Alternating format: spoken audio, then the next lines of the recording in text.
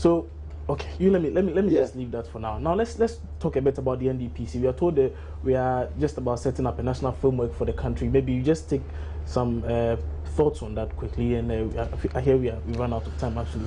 Well, that is a constitutional requirement that when president should submit some programs to the NDP, so that becomes the guiding principle of the government. Then I think that it's been on the drawing board for a while. President has submitted all these documents to Parliament, and Parliament is, through its constitution, its committee on poverty reduction, is supposed to lead that process. So I'm happy that they've kick-started the process. But the main question is it not going to be a 9-day wonder? Do we not hear some of these things all the time? No, but we've already had, we had the national shared growth. I think this is the second agenda. This is, I think, the second one. So it's just a continuation. And then the president has also brought the one that's to have to do the transformation now. And that is why our budget consistently is talking about transformational agenda. They are policy documents supposed to be the guiding framework of our development process, and I think that is why it comes to Parliament. All of us discuss it and refine it into a good document. Once adopted, we are supposed to follow it through, and I think that is the right way to go. Some people are even calling for real iron cast development programs.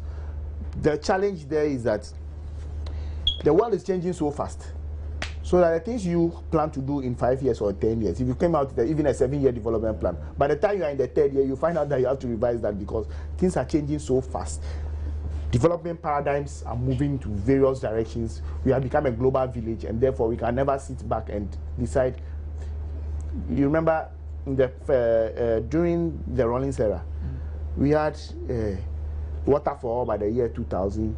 Everything for all by the year 2000. Everything for all by the year 2000. But as we went ahead, we realized quickly that we either cannot attain those goals because of new things that are happening, or that we have to. And then Vision 2020 kicked in. That was the Kufuor government. Vision 2015. Yes, and all the yes. Now we are. But let me just say that one of the things that we should be thankful for as a nation is that even within all these programs, we don't deviate too much from it.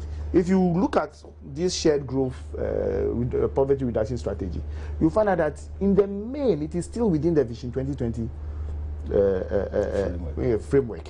So that as a nation we are gradually building a culture of concerted agenda for nation building. The only thing that happens, and that's what happens in America, that happens everywhere, is that the NPP comes with a different philosophy as to how to attain that goal. The NDC may come with a different, because so now we are all going to have one central plan. Yeah, but what it is that generally the National Development Planning Commission is supposed to lead all of us. They haven't done follow that as well. Let's hope they. Yeah, they have. Let's give them some credit. They may not have attained all the things that we have in it, but I think that they, within the confines of what we have, under the NDC, the NPP, even under the NDC, they have gradually achieved at least a chunk of what we all set out to do. I think is the, you asked a good question. Is it not going to be the normal 9-day wonder thing? For me, we should look at the institution as a body that will be drawing programs for the nation. So people should be drawn from the public and civil sector in a way, and we should distance it away from our partisan politicians leading that institution. We should leave it entirely to professionals, and they should be. But this, what for me, this wouldn't bring food to the ordinary man now. We are looking for things now. This document, my brother, is not telling us where. You see, if you take my SADA for example, look, the programs, we know them. It's about implementation. It's just about implementation. We are looking at how monies are misused. This one, how is it going to tell us how we are going to collect our JIDA money? Wow. I'm sure in the next few years. Plenty money to Agambire, grant and loans, and not supposed to be in these documents. You know that it shouldn't be. This wouldn't help. I wanted us to touch briefly on. I don't know whether you've heard of. They say they are going to bring tricycle ambulance to my northern sector. Yes. At this era, when Saturday you are supposed to bridge a gap. instead of coming to do the feeder roads and getting proper ambulances, you are saying you are we'll do the tricycle ambulance. We are doing the feeder road. When there's very money, soon we'll finish. When there goes also. And there are goes 38 million. So I wanted us to touch on the call on, you know, there's this issue about the people taking pictures with their hijabs on and all. I just wanted to just touch on them just briefly because we've really run out of time. I think that the way forward is for the education service, WAEC and all, to dialogue with the Muslim community and find a way forward. I mean, they are talking about their rights to worship and freedom of religion. Yes, it's enshrined in our constitution, but it's also, we also have the general good of the country. Some ask you, would they have to just take it off? Well, I am saying that people have their beliefs and they are entitled to their beliefs. What it is that we need to dialogue. That's one of the things we should do. I'm sure that, like they themselves are saying, if they were consulted, maybe we will not get to where we are going to. It has a lot of connotations for several people, but I think that if you are out to take a picture for your biometric processes and you took off your, but you see, there's a religious reason why they put it on. So that is where from where you take it. So I believe that a discussion with the Muslim community should let this matter rest. Maybe the discussion should explore why do they wear it. Yes, and when do they start wearing it?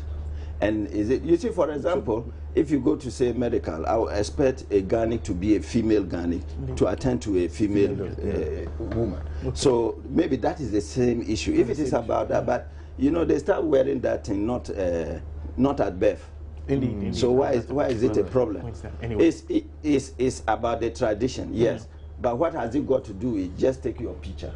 So they should explore that and find female photographers. And things are changing. And so I know the Islamic world has changed a lot. Certain values, they themselves have changed. So they should look at it properly and question themselves.